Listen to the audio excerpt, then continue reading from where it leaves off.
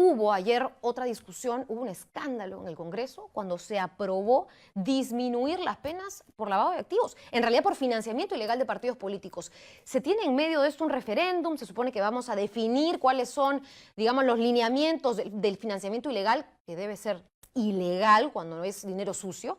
Y ayer ha pasado algo en el Congreso que realmente nos ha extrañado. Para eso, y ya sin más preámbulos, presento a mis invitados, porque si no voy a terminar en monólogo. Estamos con los congresistas Víctor Andrés García Belaunde, de Acción Popular, y Marisa Glave, del Nuevo Perú. Gracias a ambos, y por favor, cuéntenos un poco más de lo que ha pasado ayer.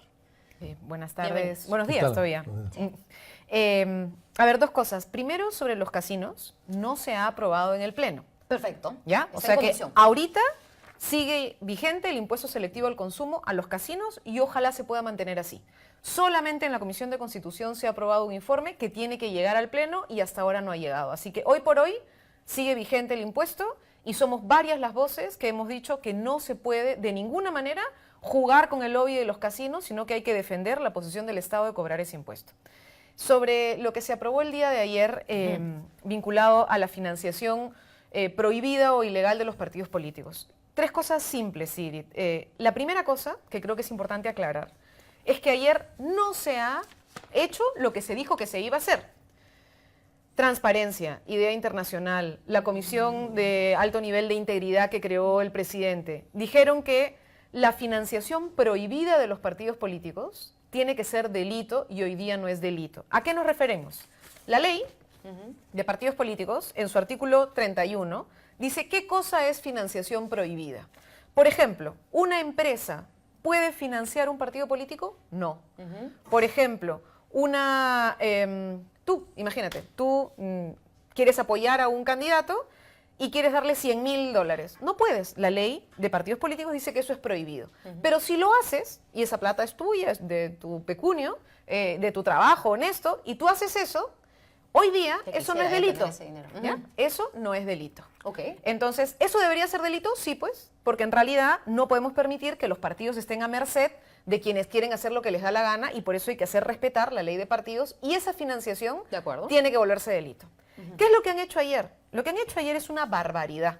Ayer han creado el tipo penal financiamiento de origen delictivo. Esto es lo que se ha aprobado. Financiamiento de origen delictivo para organizaciones políticas. Es decir, no se ha aprobado sancionar la financiación prohibida, sino se está pretendiendo decir que si la plata es de origen delictivo, narcotráfico, corrupción, tala ilegal, trata, en fin, ese fondo que es de origen ilícito, si entra a un partido político, recién se estaría tipificando. Y eso es falso. ¿Por qué? Porque eso se llama lavado de activos. Hoy eso es lavado de activos. Hoy sí, una empresa con un fondo de corrupción entrega plata, eso es lavado de activos. ¿Por qué? Porque se debió tener una diligencia para ver ese tema y eso es lavado de activos. Hacer esto es pretender decir primero que no existía ese delito. Y sí existía. No se pueden mezclar las cosas. Esto es una estrategia legal de la señora Keiko Fujimori. Y la segunda cosa, además, es que si eventualmente eso no funciona, están pretendiendo además ponerle una pena mucho menor. Congresista, yo quiero ir también a la opinión del congresista Víctor Andrés García Belaunde para comentar esta iniciativa en concreto, porque ayer además se exoneró de segunda votación, yo vi que todo el mundo gritaba, algunos decían al caballazo, pero además solamente han votado a favor el APRA y Fuerza Popular, y son Alan García y Keiko Fujimori los investigados por lavado de activos de acuerdo al Ministerio Público. Congresista Víctor Andrés García Belaunde, ¿qué nos dice? A ver, yo creo que es necesario aclarar, es necesario precisar. Hay un limbo ahí, ¿no?, en la ley y no hay delito, evidentemente, ¿no? Sabemos que si das más de lo debido, no hay ningún tipo de penalidad. Ahí hay un vacío. Y ese vacío, cuando está allí, puede ser llenado de 1000 formas, ¿no? Y puede ser interpretado también por los jueces o los fiscales de otras 1000 formas. Yo creo que eso hay que hacerlo. Lo que creo que está muy mal es que se haga en este momento y quienes lo propongan sean personas que pertenecen a partidos que están procesados por esto, más o menos. Entonces, eso le quita a ellos autoridad moral para poder presentar y además hay un conflicto claro de intereses. Entonces, yo creo que esto se ha debido postergar y tratar en otro tema, en otro momento. Y claro, lo que ha pasado con la segunda votación es que si hubiesen tenido un poquito de tino, que es tan difícil a veces que se consiga por ahí o que se detecte por ahí, han debido la segunda votación crear este ambiente de debate y de reflexión para poderlo revisar más adelante. Pero me parece que ha sido una imposición que hace daño al Parlamento y además perjudica a todos en el referéndum, por supuesto que sí. Claro, son dos temas importantes entonces que este proyecto, digamos, polémicamente ahora avala. Que exista un delito paralelo al que ya conocemos, que es lavado de activos, y se quiera redefinir bajo el nombre de delito de financiamiento ilícito.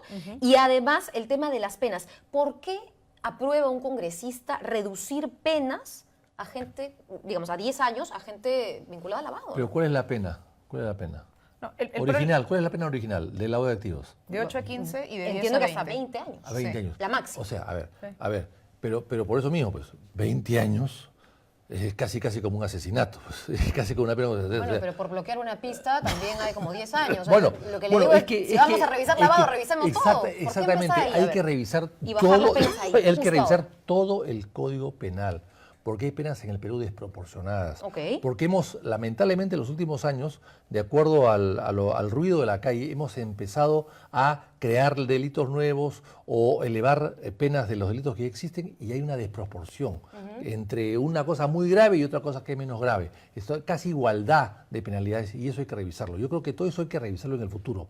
Pero insisto, es necesario regularlo. Creo que está mal regulado. ¿Cuál es el vacío que usted observa, congresista? Bueno, por ejemplo, el vacío es muy simple. El vacío es muy simple. Señores, ¿es o no es delito aportar algo más de lo que está previsto y normado? Sí, es un delito. Hoy día no lo es. Eso es fundamental. Ahora, yo quiero regresar a la congresista clave y solamente así, digamos, de taquito también incluirle el tema del referéndum, porque yo entiendo que yo voy a tener que marcar por una pregunta que menciona el financiamiento ilícito de partidos. Se aprobó una reforma que se tendría que validar con el referéndum y yo no entiendo también cómo se está legislando de por medio. Esto no está legislando la financiación ilegal de partidos políticos. Ok.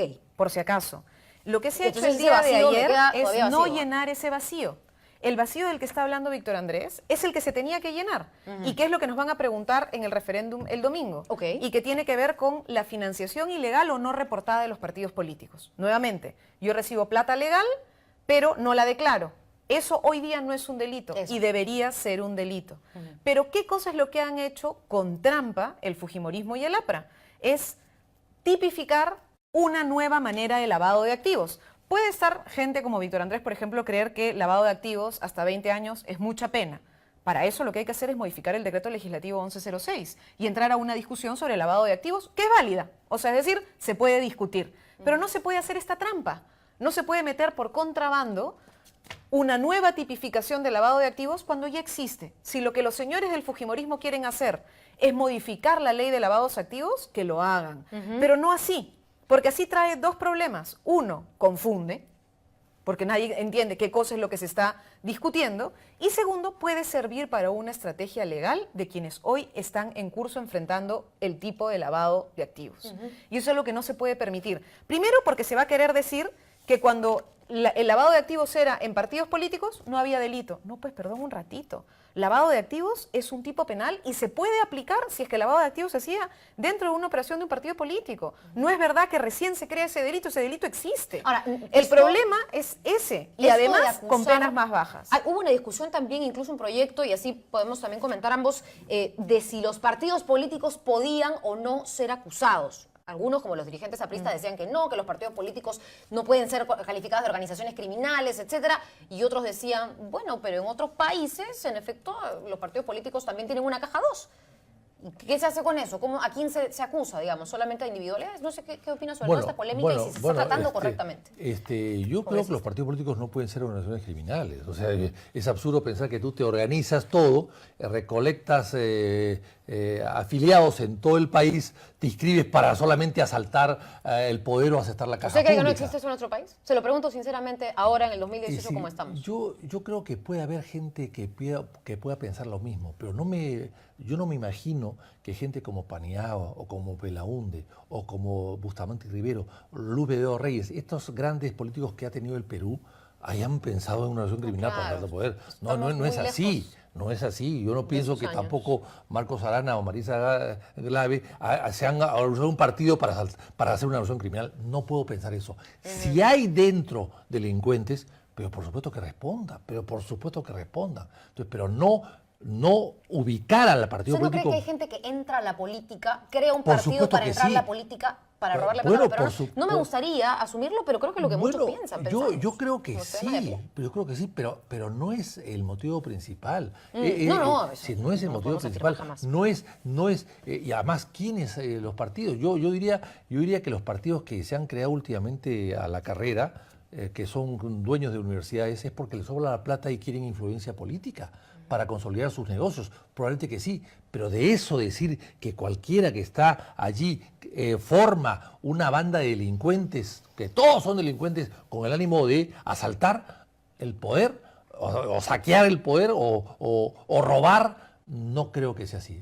Me es difícil pensar que sea así. Yo quiero llevar esto también y extendernos sobre lo que ha comentado el congresista sobre el caso Alan, porque Alan ha pedido asilo y no se lo dieron. Alan ha dicho que hay chuponeo y la evidencia de que hay chuponeo se está cayendo. Y ahora, justo, digamos, de alguna manera reducen penas por lavado, por lo cual está siendo investigado Alan.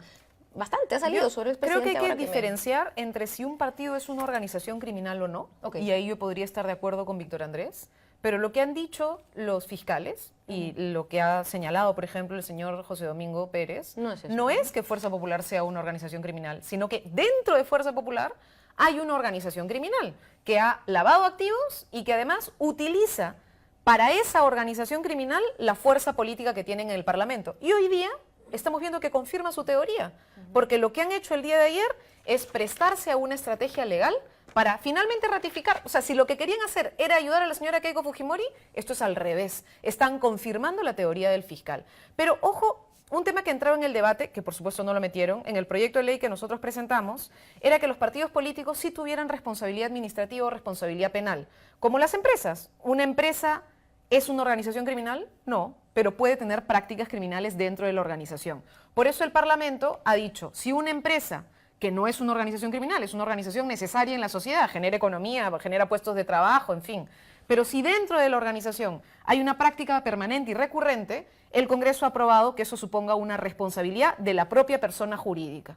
Lo que nosotros hemos señalado es, si dentro de la organización política hay prácticas recurrentes, como por ejemplo financiación ilegal, la persona jurídica debería recibir una sanción, incluido por ejemplo la pérdida de la inscripción, porque eso sería algo que permitiría el control de una mala práctica recurrente, no que unos rufianes se hayan metido. Si unos rufianes se han metido, hay que expulsarlos, pues. O sea, hay que ver un mecanismo de recuperación de la propia institución. Ahora, pero si es una práctica recurrente, sí debería ser un delito. Voy al tema de lo que va a pasar, porque muy poca gente sabe que ya el Congreso de la República, entre comillas, entra en un receso, vienen fiestas navideñas, comillas, y hay, si bien sesiones... Comillas, digo. Sí, entre comillas, porque hay mucho trabajo y esperaríamos... Entre el reglamento, más que entre comillas. Digamos, bueno, pero yo sé que todos, algunos se irán de vacaciones. Y constitucional, además, porque la Constitución fija la fecha de término.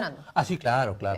Ahora, en medio de digamos, lo que pasa es que estas cosas se ven en el Pleno, ¿no es cierto? La aprobación de leyes, hay una que ya se aprobó, lo de los casinos está ahí de por medio, lo del señor Mamani se ha convocado algo extraordinario el sábado, pero no sabemos qué va a pasar. ¿Qué va a suceder? Porque no se podía convocar antes del sábado porque había que guardar los plazos de la notificación. Se puede haber convocado hoy. Bueno, eso el plazo vencía hoy. Pero que había dudas de que si el plazo se corría a partir de la aprobación o a partir de la notificación. Entonces, para evitar problemas, se dijo no a partir de la notificación, y eso es el día sábado. Yo siempre he visto que hasta el propio reglamento, media hora antes de una votación se ha modificado. Lo sé, pero creo que si hay voluntad...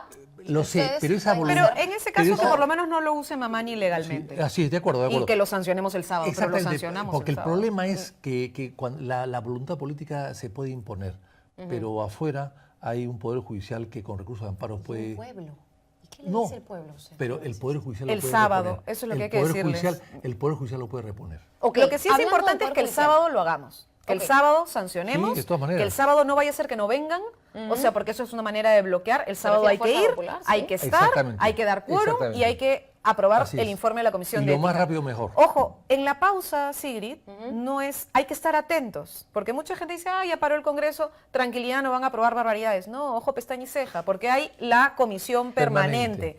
Y la Comisión Permanente tiene una especie de representación proporcional de los grupos políticos y sesiona durante toda la pausa. Y yo en lo personal creo que es un error que esa Comisión Permanente tenga tanto poder, porque una vez hemos estado también con los colegas de Acción Popular denunciando aprobaciones que se han hecho en la Comisión Permanente sin debate en el Pleno, en cosas que a veces no... Pero hablando de eso, yo creo que el error nuestro es no tener una Cámara alta. y se evitarían este tipo de problemas. Uf, ya el tema de la bicameralidad es una discusión complicada a raíz del referéndum. Si hubiese una Cámara alta, la permanente tendría menos funciones, menos atribuciones y sobre todo el presidente de la República no tendría que estar observando las leyes porque la observaría antes la Cámara alta. Observaría la Cámara Baja. ¿Cuál va a ser el futuro? A ver, estoy haciendo sentido común, yo no soy una abogada ni una experta, pero a mí cuando me dicen voy a reducir las penas del delito de lavado, mi primera impresión es reducir penas. No es algo que nos guste, digamos, escuchar en general. Pero además con contrabando, pero Sigrid, si esto... porque por lo menos que discutan lavado. Lo que han hecho es un contrabando. Nos están hablando de financiación prohibida y ahí meten la reducción de lavado. Y me refiero porque además el señor Vizcarra, el presidente, ha anunciado que va a observar esta norma. Entonces, si la observa, luego tiene que retornar al Congreso, se puede o no aprobar por insistencia, pero ya estamos dilatando el tema. Bueno, pero hasta marzo no se va a ver por lo menos, ¿no? Hasta marzo no se verá. ¿Y qué hacemos con eso? ¿Entra en vigencia?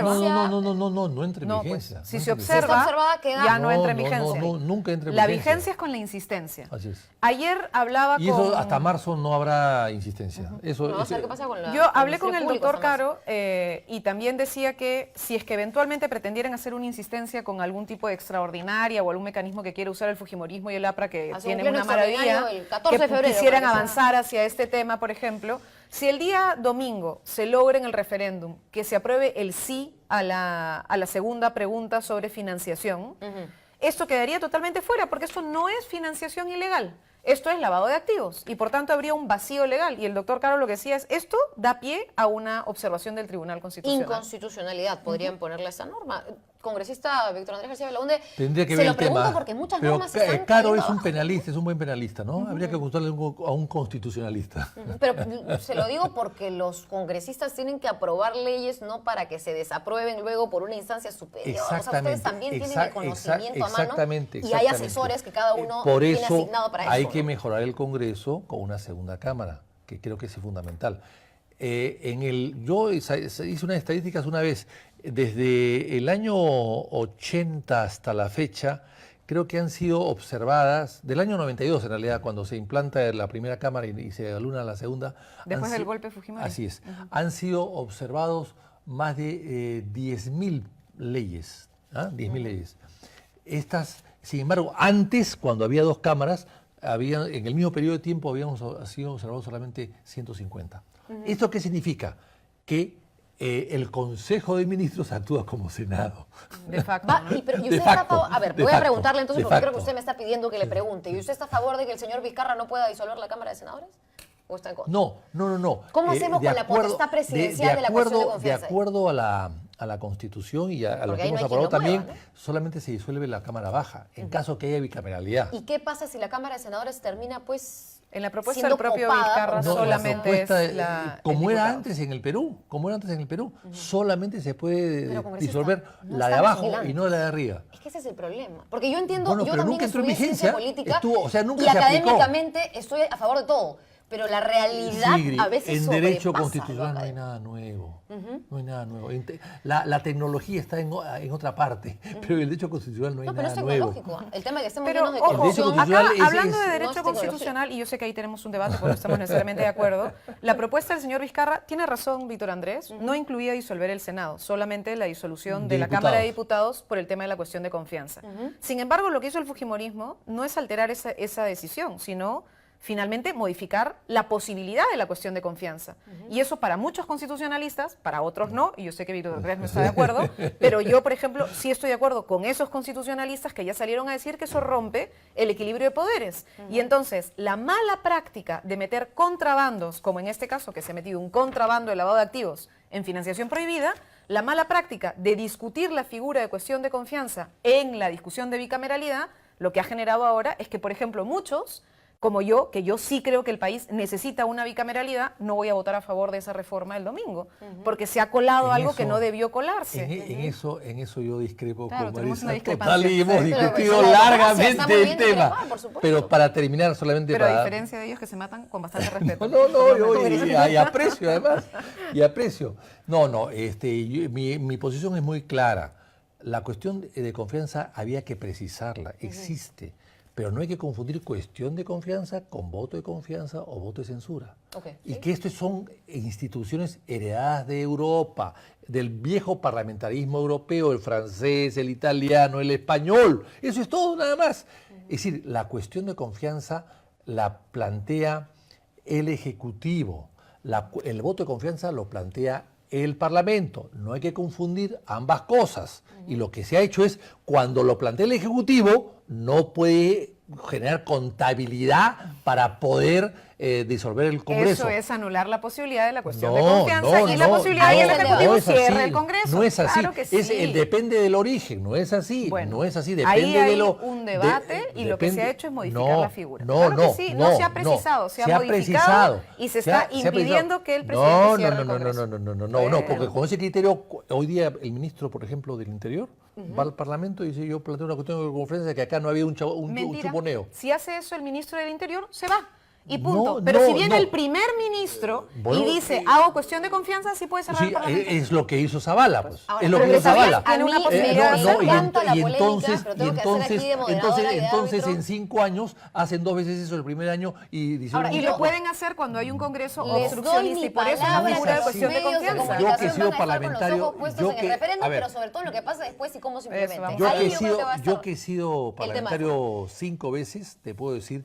Bien, conociendo el Parlamento por dentro y conociendo, por supuesto, la división de poderes, te puedo decir, y habiendo sido gobierno en 2 veces también, te puedo decir que esa cuestión de confianza que las opiniones y las posturas de ambos son respetables, son entendibles. Totalmente que respetables. La población, ojo, todavía necesita mucha más información. Si miren, esta polémica está entre ustedes, imagínense, entre los millones de peruanos. Pero la constitución de Fujimori ahí, en el referéndum es presidencialista, la hizo más presidencialista que la constitución y por eso anterior. Precisamente podía tener la cuestión de confianza para poder cerrar el Parlamento, lo que se está haciendo modificar. Pero está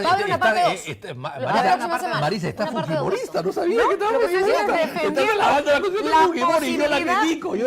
No, estimado, lo que estoy haciendo es reconocer una figura que han pretendido tramposamente. Para mí ¿sabes por qué? La porque no constitución de quieren Fujimori que Vizcarra yo la cierre el borré. Parlamento. A mí me parece muy y lo que mala, nosotros creemos es que si Vizcarra tiene ese fujimorismo, tiene que poder cerrar el Parlamento. ¿Y sabes por qué? ¿Y por qué no? ¿Por qué lo precisó? ¿Sabes por qué? Para terminar, ¿sabes por qué lo precisó mal la constitución de Fujimori? Que a mí no me gusta, por eso siempre he preferido la constitución anterior.